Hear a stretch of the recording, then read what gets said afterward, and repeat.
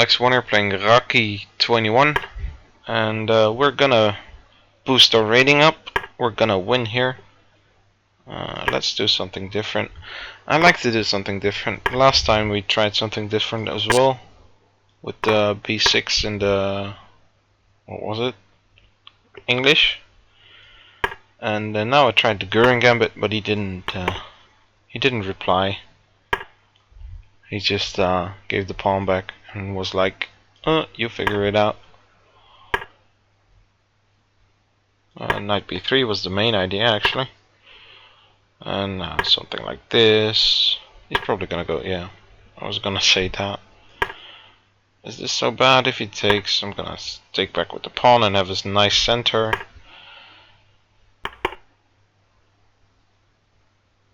I don't want to give him the bishop actually. I'm gonna go f4 next, but I might have been better off putting the bishop on e2. Since then, bishop g4 was never in the air. Also knight g4. d5, that is an interesting move. What is he gonna do now? Knight c4? We could take on d5 actually. If he takes back, there might be something with queen e2 or something, but I like e5 even better. It's just logical to open up the diagonal for the bishop. If e6 then c5 probably, which is annoying. So I think I should take. He has to take with the rook. And now we're gonna get our other bishop in. If c5 now, I wanted to go knight e6, but I do need to calculate. So knight e6, takes. And if he takes with the rook, then probably, well then even bishop takes h7, so yeah, he might fall for that. I don't know.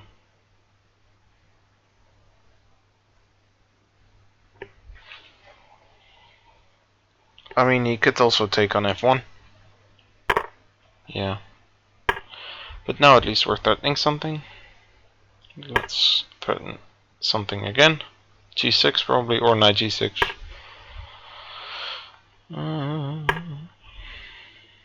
The main problem though is this bishop on b6. If I were to get king g1 and rook f1 in, I would be more than happy. Now rook f1 is still coming, but okay, so I don't like that move. Since what is he gonna do now? I thought maybe bishop f6 here.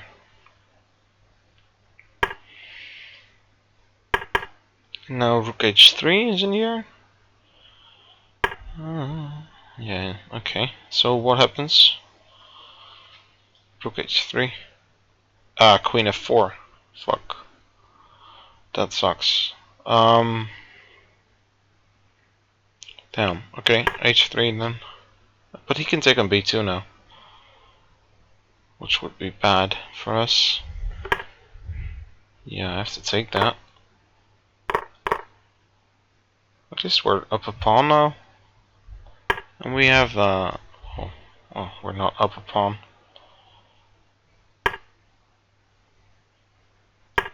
I thought he would take on b2, and I was planning to go queen f3. Still planning to go queen f3. I think this is actually pretty good for us. How's he gonna defend this? If knight f5, I think we can just take. And if he takes back, well, maybe even this. Then we're gonna take on d5, yeah?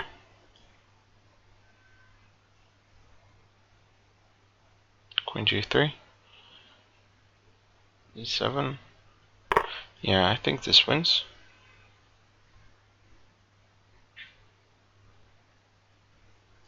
Queen g3, e7.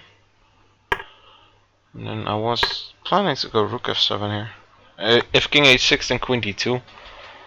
With some sort of mating net, I hope.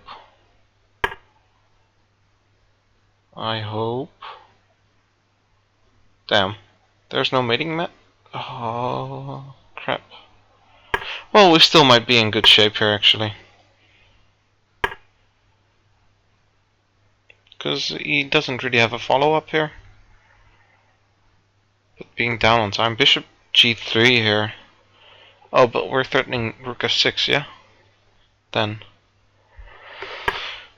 So bishop f4. But now we're threatening mate, and he doesn't threaten anything. Yeah, this is... Now it's done, I think.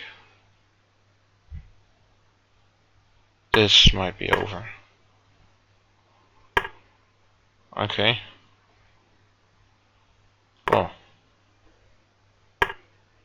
Where's your check, man? There, probably. Yeah. And what now? Well, you can still go rook h8, but probably now queen d6 would just easily win.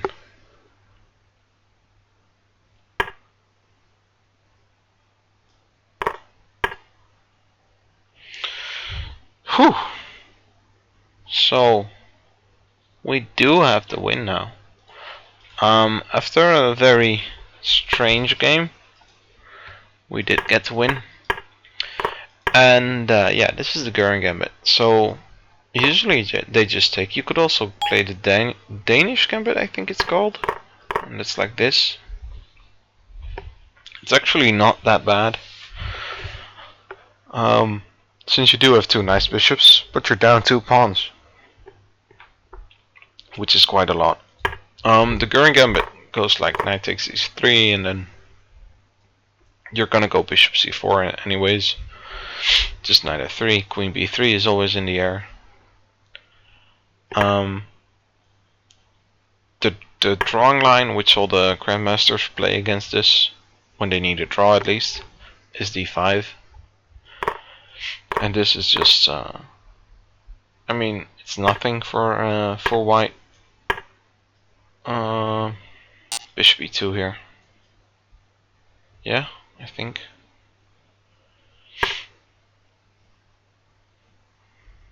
And then bishop b4, knight c3, stuff like this. And then you're gonna take and play queen c4. This is known to be an easy equalizer. And d3 is also known to be quite okay. I know nothing about this, I just wanted to try and play something new. It might have been better to put the knight on f3 instead of e2. But yeah, it doesn't really matter if I put my knight on d4 eventually. I went king h1 here. And then bishop c2, which might have been better to put it on e2 instead of c2. But I wanted to keep an eye out on h7. And I don't like this move. And I played e5 here. It might have been better to take on d5 actually. And then something like queen e2. Trying to get bishop e4 in. He does have the equalizer of c5 here, it seems. I don't know. I went for e5, which is somewhat logical, since it opens up the diagonal. And he should definitely counter immediately. And then play bishop f5 next, I think. c5 and knight away, and then bishop f5. It takes an f5. This is also very logical, but you do need to have a follow-up here, and it's...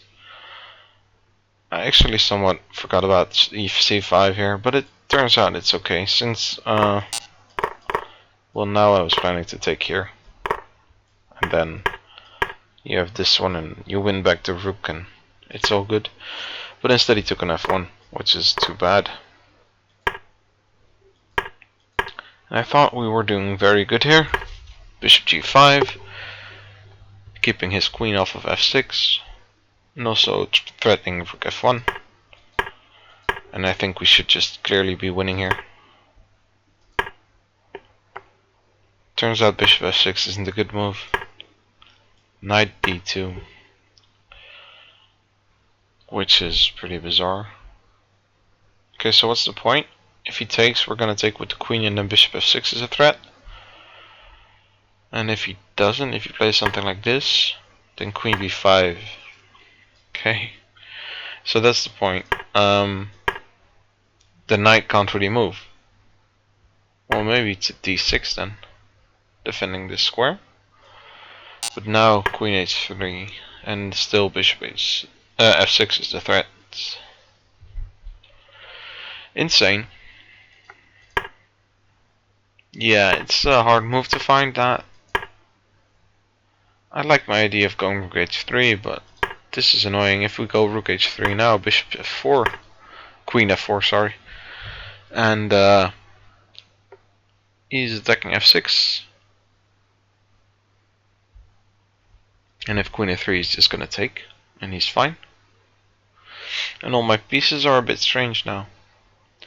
Also, I always have to watch out for a mate on the back rank, and also on h2. This is just annoying. Takes, takes, and takes. And all of a sudden we're doing good here. I thought he'd take here, but then I was gonna go queen f3. Instead he went back. Now he played this, takes. And I shouldn't play queen d1 here. I thought I'd take back d5, but it's too tricky. I could just take this and the bishop has to move and we can take d5 and it's just easy peasy, lemon squeezy. Done. We can even take b7 here. I don't know. Both. So that's the way easier approach. And I thought this would mate, but it turned out it wasn't as easy. Seems like the engine agrees with me, but king g1. Yeah, was there anything else? No, there wasn't.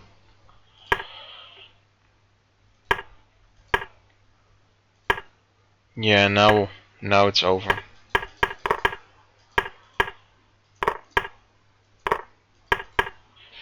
Yeah, so a nice ending to a pretty nice game actually.